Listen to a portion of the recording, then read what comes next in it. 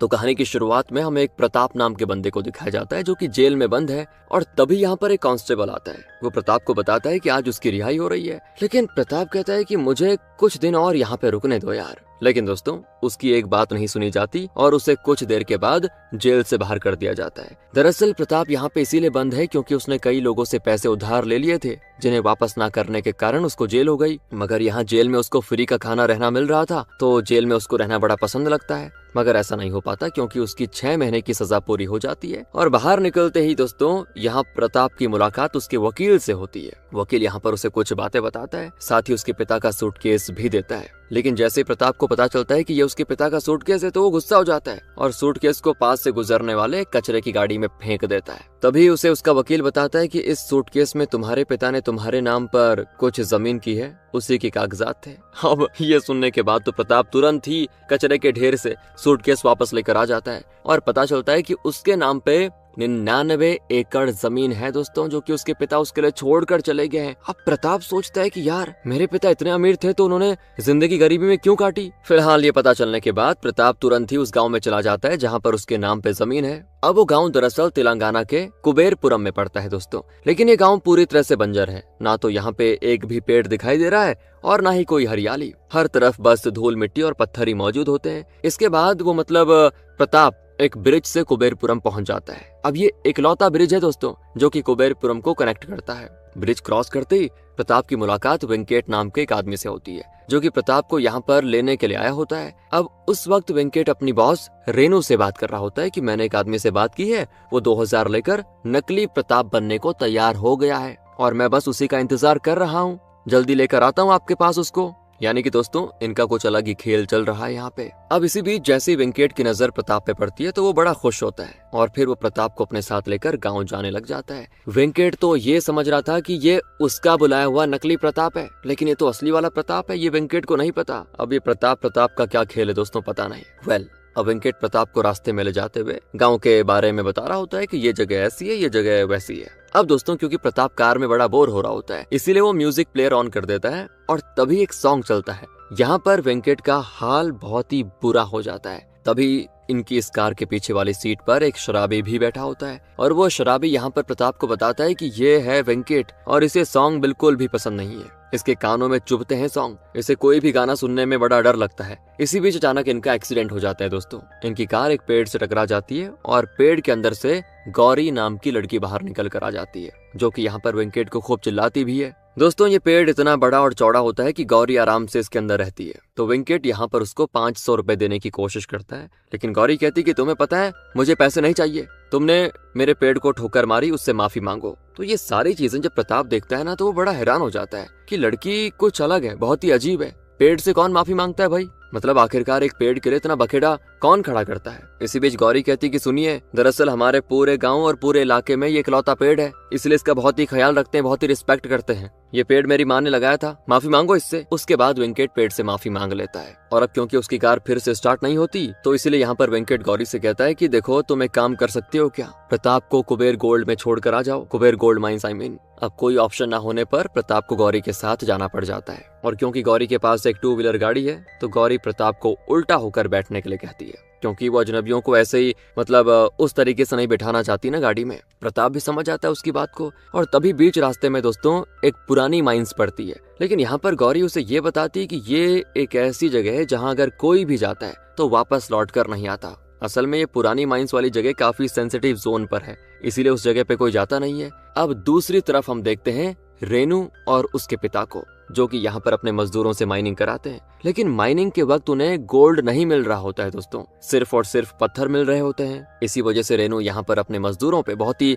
गुस्सा कर रही होती है। रेनू यहाँ पे कुछ भी करती लेकिन उसके पिता जो हैं वो कभी भी उससे खुश नहीं होते और रेनू खुद को अपने पिता की नजरों में लायक साबित करना चाहती है। तो माइनिंग करते वक्त काफी हादसे भी होते हैं दोस्तों, लेकिन इसके बावजूद यहाँ रेनू जो है ना वो मजदूरों को कोई भी कंपनसेशन नहीं देती। अब इधर आ जाइए, गौरी और प्रताप उस जगह पहुंच जाते हैं जहाँ पर गांव का हर एक इंसान माथा टेकता है। दरअसल यहाँ पर कुबेर भगवान है दोस्तों और सभी लोग गांव का हर एक इंसान जो भी कुबेर भगवान की पूजा करता है, उन्हें मानता है, वो यहाँ पर आते हैं। इसके बाद गौरी प्रताप को कुबेरा गोल्ड माइंस के ऑफिस के पास छोड़ देती है और अब प्रताप जो है वो अंदर जाने लग जाता है दोस्तों। फिर हम देखते हैं कुबेरा गोल्ड माइंस के ऑफिस के अंदर साहिल नाम का एक आदमी बैठा हुआ है जो कि यहाँ पर रेनू से गोल्ड माइंस की डील कर रहा है। लेकिन ये सारी माइंस जिस जगह पे मौजूद हैं वो सारी जगह जो है ना प्रताप के नाम पर है दोस्तों, और प्रताप के साइन के बगैर ये सारी माइंस जो हैं वो साहिल को कभी नहीं मिल सकती। साहिल चाहता है कि उसे ये माइंस जल्दी से जल्दी मिल जाए ताकि वो गोल्ड निकालना शुरू कर दे। थोड़ी देर के बाद यहाँ पर प्रताप भी पहुंच जाता है, लेकिन प्रताप देखता है कि रेनू ने यहाँ पर एक चाल चली है। प्रताप के जैसे ही उन्होंने एक आदमी को बिल्कुल सेम टू सेम तैयार किया हुआ है ताकि वो आदमी साहिल के सामने प्रताप बनकर जाए और साहिल के सामने नकली साइन करके ये सारी माइंस साहिल के नाम कर दे। लेकिन ऐसा नहीं हो पाता दोस्तों, क्योंकि असली प्रताप यहाँ पे सही समय पे पहुंच जाता है। जबकि रेनू को भी ऐसा लग रहा होता है कि ये जो प्रताप है ये नकली वाला है, मतलब हमारा आदमी है, उसको ये लगता है। और जब प्रताप को साइन करने के लिए कहा जाता है तो यहाँ प्रताप सारी फाइल पहले पढ़ने लग जाता है। तो रेनू उससे कहती है, तू फाइल को पढ़ने में इतनी एक्टिंग क्यों कर रहा है बे? 2000 नहीं मिलेंगे, जल्दी कर। लेकिन यहाँ पे रेनू को जल्दी पता चल जाता है कि दरअसल ये जो प्रताप है ये असली वाला है, जो कि उदय मनन का बेटा है और इस सारी जमीन का असली वारिस भी। तो रेनू यहाँ प्रताप को कहती है कि इस डील को हो जाने दो, क्योंकि माइंस के अंदर कोई भी गोल्ड नहीं है, उसके अंदर सिर्फ और सिर्फ पत्थर है। लेकिन जब प्रताप को पता चलता है कि ये डील तो 100 करोड़ की है, तो उसको पक्का ये दिमाग में आ जाता है कि माइंस के अंदर जरूर गोल्ड होगा, वरना कोई इतने में क्यों देगा,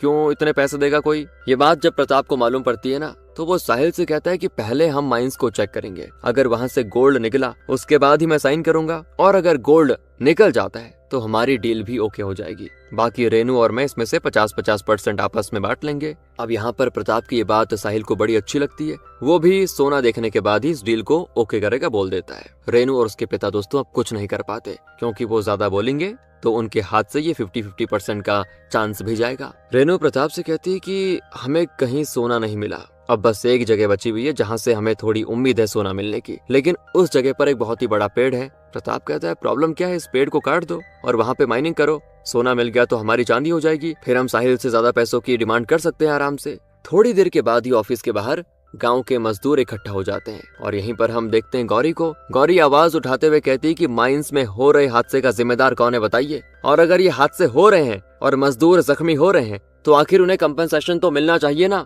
लेकिन गौरी के पिता बताते हैं कि माइंस के अलावा हमारे पास कोई और ऐसी चीजें नहीं है जहाँ पर हम काम कर सके बेटा। दोस्तों गौरी के पिता ना इसी माइंस में काम करते हैं। वो कहते हैं कि बेटा ये हमारी मजबूरी है और भले ये जोखिम भरा काम हो लेकिन हमें करना पड़ेगा, पैसे मिलते हैं। और यहाँ पर गौरी के पिता गौरी से कह देते हैं कि तुम प्रताप को गाँव छोड़ के आ जाओ, जिसके बाद गौरी वो प्रताप को गांव छोड़ने के लिए चली जाती है। और जब वो लेकर जा ही रही होती है ना, तो प्रताप देखता है कि ये गांव तो बहुत ही अजीब है, यहाँ पे रहने वाले लोग और भी ज्यादा अजीब हैं। अब थोड़ी देर के बाद गौरी यहाँ पे स्वाति नाम की महिला से मिलती है जो कि प्रेग्नेंट है। उसके पति भी अब जिंदा नहीं है क्योंकि माइनिंग के हादसे में उसका पति मर चुका है। ऊपर से स्वाति को कंपनसेशन के तौर पे कुछ भी नहीं मिला। गौरी के अलावा पूरे गांव में कोई भी स्वाति की मदद नहीं करता दोस्तों। अक्सर वो उसको कुछ पैसे भी देती रहती है और काम भी देती रहती है ताकि स्वाति का चलता रहे। थोड़ा और आगे जाने के बाद प्रताप को मालूम चलता है कि गांव का हर एक इंसान जो है ना वो प्रताप को बहुत ही अच्छे से जानता है, मतलब बहुत ही इज्जत करते हैं उसकी, सभी उससे अच्छे से बात कर रहे होते हैं। प्रताप को समझ नहीं आ रहा था कि आखिर मुझे इतनी रिस्पेक्ट क्यों मिल रही है, क्योंकि वैसे तो वो यहाँ पे जमीन का सौदा करने ही आया है ना, फिर भी उसको इतनी इज्जत मिल रही है, उसको समझ नहीं आता। बाकी दोस्तों इसके पीछे की कहानी क्या है आगे पता चलेगा। अब गौरी प्रताप को एक घर के पास छोड़ती है जहाँ पे प्रताप रहने वाला है। तो जैसे वो घर के अंदर घुसता है वहाँ एक दादी माँ उसे पकड़ लेती है और तभी यहाँ पे गौरी आती है। कहती है कि ये दादी जो है ना वो एक हादसे के चलते ठीक से बोल नहीं पाती और बस एक ही टूटी फूटी शब्दों वाली बात को दोहराती रहती है, जिसका मतलब आज तक किसी को समझ नहीं आया। लेकिन दोस्तों दादी यहाँ पे कुछ न कुछ तो प्रताप से बोलना चाह रही थी, पर ये क्या हमें भी नहीं पता चलता। प्रताप भी गाँव वालों की तरह उन्हें पागल ही समझ लेता है और उन पर ज्यादा ध्यान नहीं देता फिलहाल तो। जिसके बाद हम देखते हैं गौरी को, और गौरी उस पेड़ से इतना ज्यादा प्यार करती है कि वो अक्सर उसी पेड़ के आसपास समय बिताती है, और तो और उस पेड़ के अंदर थोड़ी जगह भी होती है, इसीलिए वो अक्सर उसी पेड़ के अंदर रह जाती है दोस्तों। थोड़ी ही देर के बाद गौरी के पिता उसके लिए खाना लेकर आ जाते हैं और अब गौरी उसी पेड़ के अंदर खाना खाकर सो भी जाती है। लेकिन जब अगली सुबह उसकी नींद खुलती है तो गौरी पूरी तरह से हैरान होती है, क्योंकि यहाँ पर बहुत सारे लोग आ चुके हैं इस पेड़ को काटने के लिए। दरअसल दोस्तों ये रेनू के लोग हैं और ये लोग कहते हैं कि ये इकलौती जगह बची हुई है जहाँ पर माइनिंग होनी है, टेस्ट होना है, इसलिए ये पेड़ कटना बहुत ही जरूरी है। लेकिन गौरी तो इसके पूरे खिलाफ होती है कि ये नहीं होना चाहिए। वो इस पेड़ को जरा भी टच नहीं करने देती किसी को, और गांव वाले भी यहाँ पर गौरी को सपोर्ट कर रहे होते हैं। पर जब रेनू उन्हें बताती है कि अब से माइनिंग करने वाले हर एक मजदूर को कंपनसेशन मिलेगा, एक्स्ट्रा पैसे भी मिलेंगे और उन्हें बोनस भी मिलेगा, तो बस दोस्तों जरा सा लालच आ जाता है ना, तो हर आदमी डगमगा जाता है। ये सुनने के बाद गांव का हर एक आदमी पीछे हट जाता है और अब गौरी अकेली पड़ जाती है। वो अकेले इन लोगों का सामना नहीं कर पाती। तभी यहाँ पे प्रताप भी आ जाता है। वो भी उसको समझाने की कोशिश करता है कि देखो, पेड़ के बदले हमें बहुत कुछ मिल सकता है, लेकिन गौरी उनकी बात नहीं मानती। थोड़ी देर के बाद ही गौरी के पिता आ जाते हैं और वो गौरी को पहले एक थप्पड़ लगाते हैं। गौरी तो सदमे में चली जाती है कि पिताजी को क्या हो गया, और फिर गौरी के सामने ही उस पेड़ को काट दिया जाता है। और जब पेड़ कट रहा होता है ना दोस्तों, गौरी के हाल बहुत ही ज्यादा बुरे होते हैं। बहुत रोती है वो, जैसे कोई अपना सगा मर रहा हो। टूट जाती है पूरी तरह, क्योंकि इतने सालों से उसी ने उस पेड़ को बचाया था। गौरी कहती है, अपने आजू बाजू नजर घुमाकर देखो ना, तुम्हें कोई पेड़ मिलेगा? इसको क्यों तंग कर रहे हो? ये इस गाँव का इकलौता पेड़ है, लेकिन तुम लोगों ने आज इसको भी काट दिया सिर्फ अपने लालच की वजह से। इसके बाद गौरी कुबेर भगवान के सामने जाती है। कुबेर भगवान के सामने अपना दुख व्यक्त करती है कि तभी दोस्तों यहाँ पर कुछ हलचल होना शुरू हो जाती है और छोटा सा भूकंप जैसा आता है, जिस वजह से गौरी एक सुरंग में जाकर गिर जाती है। और जब वो अंदर जाती है ना, मतलब अंदर गिरती है, तो भगवान से बात करती है। वो उठकर उनसे कहती है कि गाँव के लोग बहुत ही खराब है, इन लोगों को आवाज ही क्यों दी? अगर ये गलत के खिलाफ आवाज नहीं उठा सकते तो ये कभी नहीं सच बोलते, और पैसों के लालच में हमेशा अंधे हो जाते हैं। तभी हम देखते हैं दोस्तों कि अचानक से यहाँ एक रोशनी चमकती है, जैसे मानो खुद भगवान उसकी बात को सुन रहे हो। लेकिन ये सारी बातें गौरी को महसूस नहीं होती। वो उस रोशनी को नहीं देख पाती मतलब, लेकिन उसे इस बात का एहसास तो हो जाता है कि ये एक जगह कुछ बड़ी अजीब है, क्योंकि उसको यहाँ पर कुछ अलग फील हो रहा होता है। और जब अगली सुबह होती है ना, तो हम देखते हैं कि सभी गांव वाले अचानक से नॉर्मल तरह से बोलने के बजाय गाना गाकर बात कर रहे होते हैं। हर बात किसी गाने की तरह गाकर कहना और सुनना सभी को बड़ा अजीब लग रहा होता है। कोई भी ठीक से बोल नहीं पाता और किसी के भी कुछ समझ में नहीं आ रहा होता है कि ये क्यों और कैसे हो रहा है। चारों तरफ अफरा तफरी मची होती है। जब यहाँ गौरी की नींद खुली दोस्तों, और वो किसी से बात करती है ना, तो वो भी गाने के जरिए ही बात करती है। और अब धीरे धीरे सभी को पता चल जाता है कि गांव का हर एक इंसान जो है ना, वो गाना गाकर ही एक दूसरे से बातें कर रहा है। इसमें रेनू, वेंकट और साहिल भी शामिल होते हैं। गांव वालों को ऐसा लगता है जैसे उनका जो गांव है ना, शापित हो चुका है। उनके गांव में कोई संकट आने वाला है, ऐसा फील होता है। फिर यहाँ से सभी भागने का प्लान बनाते हैं। एक आदमी ऑटो को गांव के बाहर की तरफ लेके जा रहा होता है, लेकिन जिस ब्रिज से वो आ जा रहे थे ना, वो ब्रिज ही टूट जाता है। और ये इकलौता ब्रिज था जो गांव से कनेक्ट होता था, लेकिन अब ये भी टूट चुका है। इस वजह से गांव का कोई भी इंसान अब बाहर नहीं जा पाता, और यहाँ से निकलने का कोई दूसरा रास्ता भी नहीं है। तो इस तरह गांव का हर एक इंसान वो भगवान कुबेर के सामने इकट्ठा हो जाता है। पुजारी को तो ऐसा लग रहा होता है कि भगवान ने हमें श्राप दे दिया। तो वहीं पर एक डॉक्टर भी होता है। उसका मानना यह है कि ये जैसे स्वाइन फ्लू, बर्ड फ्लू और कोरोना वायरस आया था, उसी तरह से ये भी एक कोई वायरस की तरह है। इसको दवाइयों से ठीक किया जा सकता है, ये डॉक्टर का मानना होता है। वो अपने ज्ञान की बातें करता है कि इसी तरह का एक डांस फ्लू फ्रांस में 1518 के दौरान फैला था। तब कई लोग अचानक से नाचने लगे थे और लगातार नाचने की वजह से कई लोगों की मौत भी हो गई थी, लेकिन फिर वो अपने आप ठीक हो गए। लगता है ये भी कुछ वैसा ही है। मैं तुम सभी को 3 दिन तक कुछ दवाइयां देता हूँ, उम्मीद है उसे खाने के बाद सब ठीक हो जाएगा। अब ये सारी बातें दोस्तों ये लोग गाना गाते हुए कर रहे होते हैं। डॉक्टर का मानना होता है कि उसकी दवाइयां खाने के बाद हर एक इंसान ठीक हो जाएगा। अब इस गंभीर स्थिति को देखते हुए यहाँ पर गौरी सारी चीजें समझ पा रही होती है। उसे ऐसा लग रहा होता है कि ये सारी चीजें उसकी वजह से हुई है, और गांव वालों को ये बात उसे बतानी भी नहीं है। वैसे तो ये बात मतलब कि मेरी वजह से हुआ है, वरना गांव वाले उसका जीना मुश्किल कर देंगे। जिसके बाद पुजारी रेनू और उसके पिता के पास जाता है और कहता है, अगर आपने भगवान का अपमान किया हो कहीं भी या कभी भी, तो हो सकता है भगवान ने सारे गांव को शाप दे दिया हो। आपने नहीं या किसी ने भी किया हो, मतलब क्या पता आपने कभी कुछ मांगा हो और प्रॉमिस किया हो कि मैं बदले में ये करूंगा, और वो चीजें नहीं करी हो। इस तरह जब सभी लोग ये बात सुनते हैं तो सभी लोग अपनी मन्नत को याद करते हैं कि उन्होंने कभी क्या मांगा था। तो तब किसी को याद आता है कि मैंने ये बोला था, तो कोई पहाड़ी के चक्कर लगाता है, कोई अपने बाल बनवाता है, कोई लड्डू चढ़ाता है। बाकी पुजारी अलग अलग पूजा के नाम पर सभी से पैसे ऐंठने में लग जाता है। लेकिन इतना सब करने के बाद भी कुछ ठीक नहीं होता, और अब 3 दिन पूरे हो जाते हैं। डॉक्टर की दवाई हर एक गाँव का इंसान खा रहा था, लेकिन इसके बावजूद किसी को कोई फर्क नहीं पड़ता। सभी लोग अभी भी गाना के द्वारा एक दूसरे से बातें कर रहे होते हैं। पुजारी की तरह डॉक्टर भी महंगी दवा बेचकर अपने पैसे बढ़िया छाप रहा होता है। अब ये चौथा दिन होता है, और चौथे दिन की शुरुआत में हमें कुछ ऐसी बातें पता चलती हैं जिसको देखकर हर एक इंसान हैरान रह जाता है। दरअसल अब गाँव का हर एक इंसान जो है ना, वो सिर्फ और सिर्फ सच ही बोलने लग जाता है। वो गाने के जरिए बातें जरूर कर रहा है, लेकिन अब उसके मुंह से सिर्फ और सिर्फ सच निकल रहा होता है। तब यहाँ पर बहुत सारे लोगों के अंदर की बातें बाहर निकल कर आती हैं। प्रताप की भी बात बाहर निकल कर आ जाती है कि वो तो यहाँ पे सिर्फ और सिर्फ जमीन बेचने आया था, जिसके बाद वो यहाँ से चला जाता। बाकी रेनू के मुंह से भी सच निकल जाता है कि उसे अपने पिता से कोई भी लेना देना नहीं है। उसका मन तो अपने पिता को मारने का करता है और गांव वालों के मजदूरों से उसने जो वादा किया था वो बिल्कुल झूठा था। अब इस बात को लेकर रेनू और गौरी के पिता के बीच झगड़ा हो जाता है। बाकी गौरी को तो समझ आ गया है ना कि ये सब जो भी हो रहा है वो उसी की वजह से हो रहा है। उसने उस दिन गुफा के अंदर जो भी भगवान से बोला वो सब सच हो रहा है और भगवान सभी को शायद शाप दे रहे हैं। इसी बीच रेनू को गुस्सा आ जाता है और वो यहाँ पे गौरी के पिता को थप्पड़ मार देती है। लेकिन अब गांव का हर एक मजदूर जो है ना वो माइन में काम करने के लिए बिल्कुल भी तैयार नहीं होता। कोई भी इंसान अब रेनू के लिए काम नहीं करना चाहता और तो और गांव का हर एक मजदूर जो है ना वो रेनू के घर के बाहर ही बैठे हुए होते हैं। तो रेनू तो कहती है कि मुझे इससे कोई फर्क नहीं पड़ता, आप लोगों के पास कोई और काम नहीं है इसीलिए आपको मेरा काम करना ही पड़ेगा। लेकिन गाँव का हर एक मजदूर कहता है कि हम कोई काम नहीं करने वाले। प्रताप उन्हें समझाने की कोशिश करता है आपको काम करना चाहिए, लेकिन वो लोग प्रताप की भी बात नहीं मानते। गौरी प्रताप से कहती है कि आप बीच में ना पड़ो, आपको इन चीजों से लेना देना नहीं है बिल्कुल भी।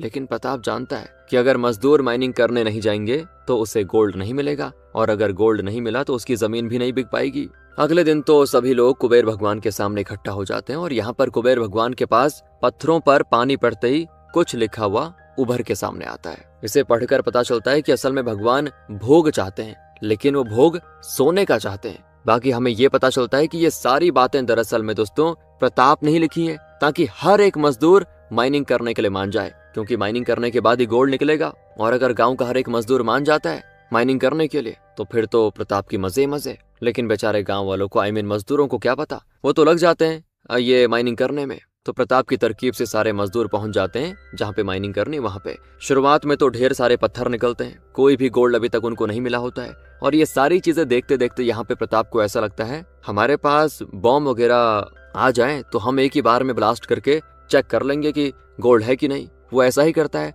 और जब सारे मजदूर यहाँ से चले जाते हैं तो प्रताप सुरंग के अंदर जाकर वहां पे बॉम्ब फिट कर देता है और एक ही बार में पूरी सुरंग को ब्लास्ट करना चाह रहा है वो।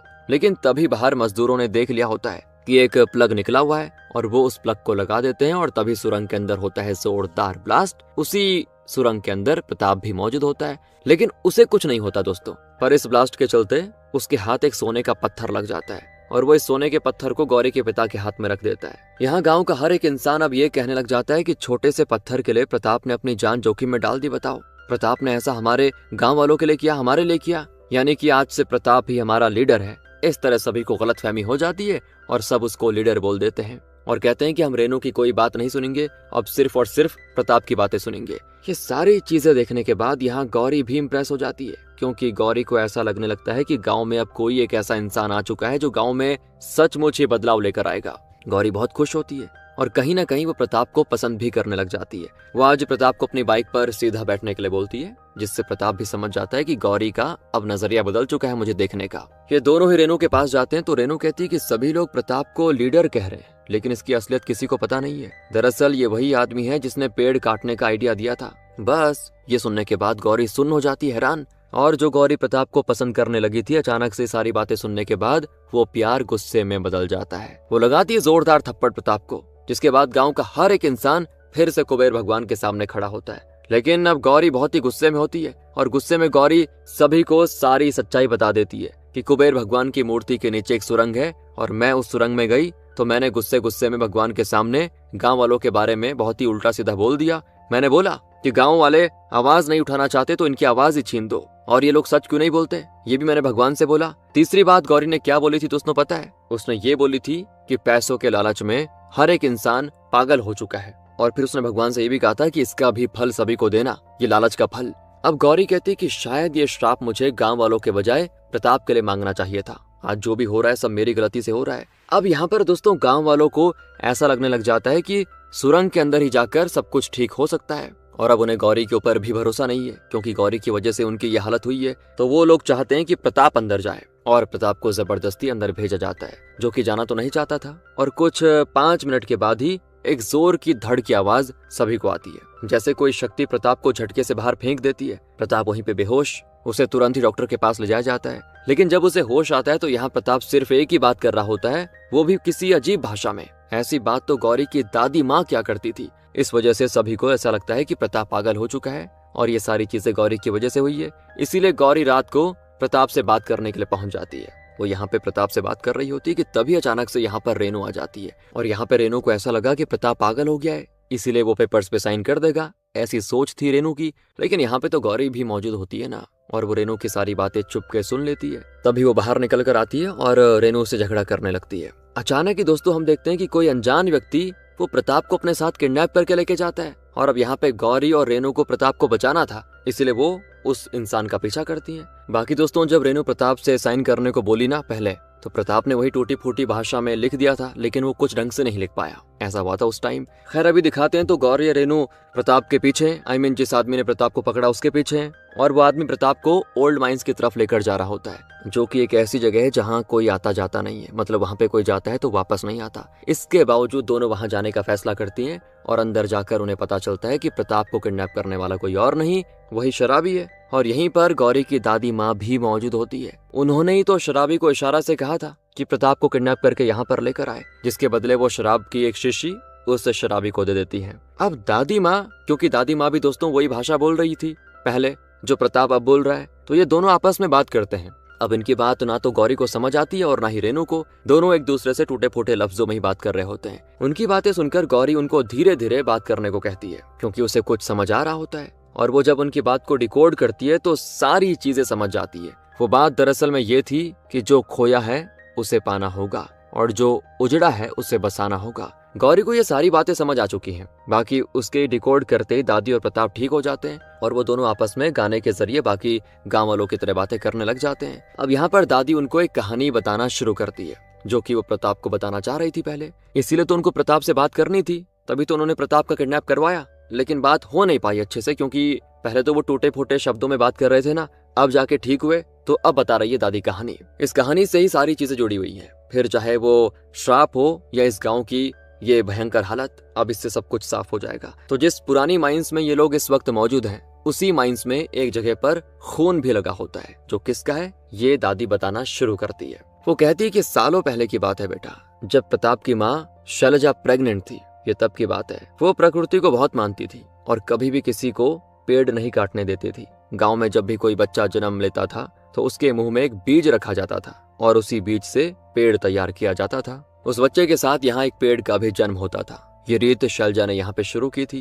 ये जगह बहुत ही हरियाली वाली थी, तब हर एक जगह पे पेड़ था और सब कुछ बहुत ही सुंदर लगता था। और दोस्तों यहीं पर हम देखते हैं रेनू के पिताजी को, जिन्हें ये मालूम चलता है कि इस जगह के नीचे गोल्ड है, और वो ये चीज एक पत्थर को देखकर जान जाते हैं। अब उनके अंदर लालच आ जाता है, इसीलिए वो प्रताप की माँ से बात करने के लिए पहुंच जाते हैं कि हमें सारे जंगल को काटना होगा और यहाँ पे माइनिंग करके गोल्ड निकालना होगा। लेकिन यहाँ प्रताप की माँ रेनू के पिता की बेइज्जती करके उनको घर से निकाल देती है। पर रेनू के पिता यहाँ पर चलते हैं एक चाल, और जो गौरी की दादी माँ थी ना, वो दादी माँ को शैलजा के पास भेजकर उनसे एक चीज कहलवा देते हैं, और वो ये होती है कि अगर तुम अपने बच्चे को बचाना चाहती हो तो तुम्हें शहर जाना पड़ेगा, और वहीं से इलाज होने पर ये सही सलामत जन्म लेगा। ऐसा दादी माँ ने बोला था, और दादी माँ की जो भी बात होती है हर कोई मानता है। शैलजा भी उनको बहुत मानती है, इसीलिए वो फैसला करती है कि वो शहर जाएगी। शहर जाने से पहले वो अपने पेड़ को गले भी लगाती है, बहुत प्यार करती है ना पेड़ से। और यहीं पर हम देखते हैं छोटी सी गौरी को, जो कि एक पौधे के उखड़ जाने के कारण रो रही है।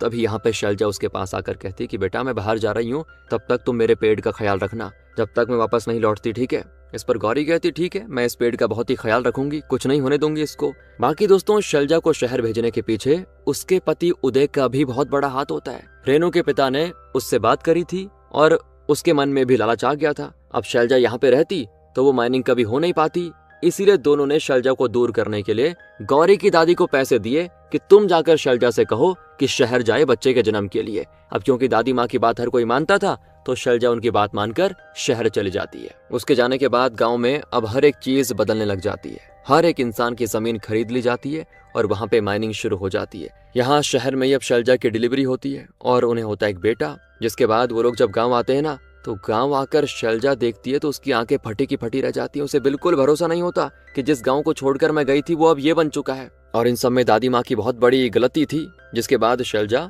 रेनू के पिता के पास जाती है, उनसे बात करती है। और जब यहाँ पे शैलजा को पता चलता है ना कि इन सारी हरकतों में उसका पति भी इन्वॉल्व था, तो बेचारी टूट जाती है। कितना बड़ा धोखा। इसी पुरानी माइंस में उदय उसको समझाने की कोशिश करता है और अचानक से जिस जगह पे शैलजा खड़ी होती है वहीं पर होता है एक ब्लास्ट और उसी ब्लास्ट में यहाँ पर शैलजा एक ब्रिज के टूटने से गिरकर मर जाती है, जिसके बाद उदय हमेशा हमेशा के लिए ये गांव छोड़ देता है और दादी माँ भी अब इन सारी चीजों से दूर हो जाती है। अब ये सारी बातें सुनाने के बाद प्रेजेंट में प्रताप को बहुत ही ज्यादा दुख होता है। वो उसी पेड़ के पास जाता है जिस पेड़ को उसकी माँ ने लगाया था। उसी पेड़ के पास बैठकर अपनी माँ को याद करते हुए बहुत रोता है वो। और जब अगली सुबह होती है ना, तो प्रताप एक बहुत ही बड़ा फैसला लेता है। वो सभी गांव वालों के सामने जाता है, उनसे कहता है कि मेरी माँ ने एक सपना देखा था और उस सपने को मैं पूरा करना चाहता हूँ। मैं इस गांव को एक बार फिर से हरा भरा देखना चाहता हूँ। मैं इस गांव को सुंदर बनाना चाहता हूँ। इसीलिए यहाँ पर दोस्तों प्रताप अपनी जमीन के कागज गांव के हर एक इंसान को बांट देता है। उसने मतलब एक तरह से सभी की जमीन को लौटा दिया होता है। वो सभी से कहता है कि हमें इस गांव को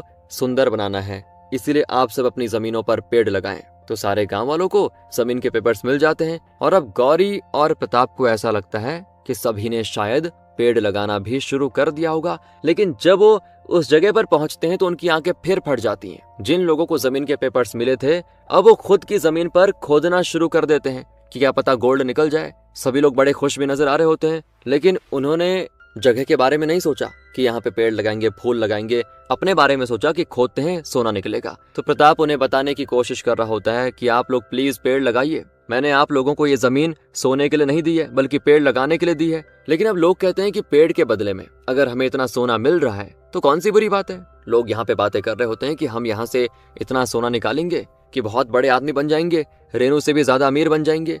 लेकिन रेनू कहती है कि सोने को आप बेचोगे कहाँ, क्योंकि इतना सारा गोल्ड कोई नहीं खरीदेगा। इसी वजह से आपको ये गोल्ड मुझे बेचना होगा और 3 दिन के अंदर मैं इस सोने को दूसरे देश में बेच दूंगी। तब गांव का हर एक इंसान उसकी बात मान जाता है और वो गोल्ड निकालना शुरू कर देता है। सब लालची है ना, सोचते हैं कि रेनू को भी देंगे तो थोड़ा बहुत पैसा जो भी मिलेगा तो। तभी हम देखते हैं कि यहाँ के जो बच्चे हैं वो भी ये सोना निकालने वाला काम कर रहे हैं। उन्हें भी सोना चाहिए, इसीलिए वो लोग कुबेर भगवान की सुरंग में जाते हैं, क्योंकि वहीं से उनको ढेर सारा सोना मिल सकता है। दूसरी तरफ गौरी और प्रताप बहुत ही ज्यादा दुखी होते हैं, क्योंकि पेड़ लगाने के लिए जमीन दी उन्होंने गांव वालों को, गांव वाले वहां पे खोद रहे हैं। गौरी यहाँ पर प्रताप से कहती है कि तुम एक काम करो, गांव छोड़कर चले जाओ। तो प्रताप कहता है कि जो गलती मेरे पिता ने की वो गलती मैं नहीं करूंगा, मैं यहाँ पर सारी चीजें ठीक करके जाऊंगा। अब यहाँ रेनू के पास बहुत ही सारा सोना आ चुका होता है। सभी लोग मेहनत करके रेनू को सोना बेच रहे होते हैं। वो उनसे बहुत ही कम दामों में सोना खरीद रही होती है। दूसरी तरफ वो बच्चे कुबेर भगवान की सुरंग में जा जाते हैं। वहां पर वो देखते हैं कि यहाँ भी गोल्ड है, तो वहां पे हथौड़ा चला देते हैं। अचानक से क्या होता है कि हलचल होने लगती है और ये हलचल इतनी बड़ी होती है कि एक भूकंप में पूरी तरह कन्वर्ट हो जाती है। उसका एहसास वहाँ गांव के लोगों को भी होता है और फिर जो यहाँ पे होता है वो किसी ने सोचा भी नहीं था, क्योंकि हर एक इंसान सिर्फ और सिर्फ सोने के पीछे पड़ा होता है। लेकिन अब गांव का कोई भी इंसान अगर किसी दूसरे इंसान को छू भी रहा होता है ना, तो वो दूसरा इंसान भी सोने में बदलने लग जाता है। यानी कि एक और नया और सबसे खतरनाक शाप आ गया, जिस वजह से यहाँ पर बच्चों से लेकर बूढ़े तक हर एक इंसान सोने में बदलने लग जाता है। गांव के लोगों के बीच भगदड़ मच जाती है। लोग एक दूसरे के छूते ही सोने में बदलते जा रहे होते हैं। अब भगवान कुबेर के सामने यहाँ पर गौरी ने जो तीसरी बात कही थी ना, वो भी सच हो गई है कि इन गांव वालों को बहुत ही लालच है ना पैसे का, इसका भी इनको फल दे देना। इसीलिए हर एक इंसान एक तरफ से पागल हो रहा है, एक दूसरे को छू के सोना हो रहा है और अब लोग एक दूसरे को छूने से भी बचने लग जाते हैं, जिस कारण सब तितर बितर हो जाता है। ये देखकर प्रताप सभी से कहता है कि पुरानी माइंस के अंदर से एक रास्ता है और वहां से हम इस गांव से बाहर निकल सकते हैं, लेकिन हमें एक दूसरे से दूरियां बनानी होंगी।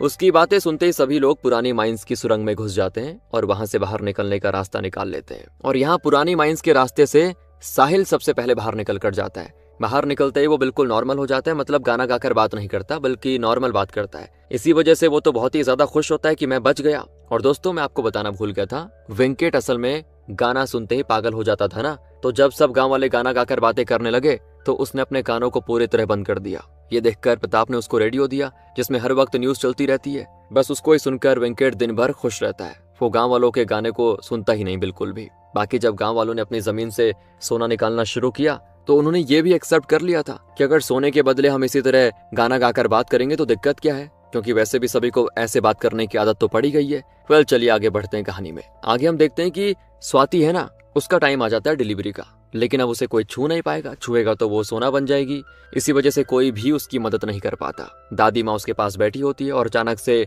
ऊपर से कुछ पत्थर वो स्वाति के ऊपर गिरने वाले होते हैं। पर यहाँ पे जो होता है ना वो देखकर सभी हैरान। यहाँ के बच्चे ढाल बनकर स्वाति के ऊपर खड़े हो जाते हैं ताकि पत्थर उसके ऊपर ना गिरे। अब इन सारे बच्चों को एक दूसरे को छूना पड़ता है। जिस वजह से वो सभी सोने में बदल जाते हैं। लेकिन वो अब भी स्वाति की ढाल बनकर खड़े होते हैं। ये देखकर धीरे धीरे करके गांव के हर एक इंसान के अंदर से लालच खत्म हो जाता है और वो लोग सोने की बोरियों को फेंक कर खुद के जीवन को बेटर बनाने में लग जाते हैं। स्वाति के ऊपर और भी बड़े पत्थर गिरने वाले होते हैं तो कुछ गांव वाले स्वाति के लिए ढाल बनकर उन बच्चों की तरह सेम चीज करते हैं कि स्वाति को कुछ ना हो। लेकिन हर एक इंसान जो है ना, वो अब सोने में बदल जाता है। गांव के बहुत सारे लोगों ने अपना जीवन वो त्याग दिया स्वाति के लिए। और ये सारी चीजें जब गौरी, रेनू और प्रताप देखते हैं तो वो बिल्कुल सुन हैरान, क्योंकि इसी बीच स्वाति एक बच्चे को जन्म देती है। लेकिन वो बच्चा कुछ बोल नहीं रहा होता है, जो देखकर सभी थोड़े से निराश हो जाते हैं। और अब गांव का हर एक इंसान कुबेर भगवान के सामने बैठकर विनती करता है कि सब कुछ ठीक कर दो प्रभु, हम बहुत ही परेशान हैं। सभी लोग अपना सारा पश्चाताप करने के लिए तैयार होते हैं। लेकिन शायद गांव का हर एक इंसान समझ चुका था कि उसके अंदर अब भी लालच खत्म नहीं हुआ है, इसलिए सभी मन से विनती करते हैं, मन से प्रार्थना करते हैं कि हम सारा लालच त्याग देंगे। इसी वजह से यहाँ प्रताप की माँ ने जो श्राप दिया था वो पूरी तरह से खत्म हो जाता है। और फिर यहाँ पर होती बारिश, जो सालों से पेड़ न होने की वजह से नहीं हुई थी। इस बारिश होने के बाद हर एक इंसान सोने में जो बदल गया था ना, पूरी तरह से ठीक हो जाता है। गांव वालों के लिए ये जश्न का माहौल होता है, क्योंकि उनके गांव में सालों के बाद बारिश हो रही है। इस बारिश की बूंद पड़ते ही स्वाति के बच्चा भी रोने लग जाता है। कुबेर भगवान ने सभी की जिंदगी वापस लौटा दी होती है। सभी लोग अब गाना गाकर नहीं बल्कि नॉर्मल तरीके से बात करने लग जाते हैं। सभी के मन से लालच खत्म हो जाता है, सारे श्राप खत्म हो जाते हैं। रेनू भी अपना सबक सीख चुकी होती है और उसके पिता समझ जाते हैं कि लालच बुरी बला है। अब 2 साल के बाद का सीन दिखाते हैं, जहां पर हम देखते हैं कि एक बहुत बड़े बिजनेसमैन है जो कि ब्रिज के रास्ते से अब इस गांव में आ रहा है। हम देखते हैं कि गांव में हरियाली है, गांव के चारों तरफ इतनी हरियाली है कि बहुत ही सुंदर दिख रहा है। और तभी इसी कार में से वो बिजनेसमैन यानी कि विजय देवरकोंडा उतरता है। वो कहता है कि इस गांव में गोल्ड है, क्या आप गांव वालों को पता है? तो गांव वाले कहते हैं हाँ पता है। फिर वो कहता है आपको पता है उससे आपको कितना पैसा मिल सकता है? गांव वाले कहते हैं हमें वो भी पता है। तभी विजय के सामने एक छोटा सा पौधा आ जाता है और वो उस पौधे को कुचल देता है। और पौधे को कुचलते ही यहाँ पे चीजें बदलना शुरू हो जाती हैं। विजय अब यहाँ जो सीधा खड़ा हुआ था अचानक से डांस करने लगता है। वो इतना डांस करता है कि उसके पैर रुकते नहीं और यहाँ पर जितने भी लोग उसके साथ आए थे वो भी डांस करने लगते हैं। और वो समझ जाते हैं ये जगह कोई नॉर्मल जगह नहीं है, नेचर के साथ खिलवाड़ करना भारी पड़ जाएगा। समझ जाते हैं, वो चले जाता है यहाँ से। दोस्तों, इसी के साथ कहानी खत्म हो जाती है। बाकी मिलते हैं आपसे अगली वीडियो में। ध्यान रखेगा अपना and finally thanks for watching.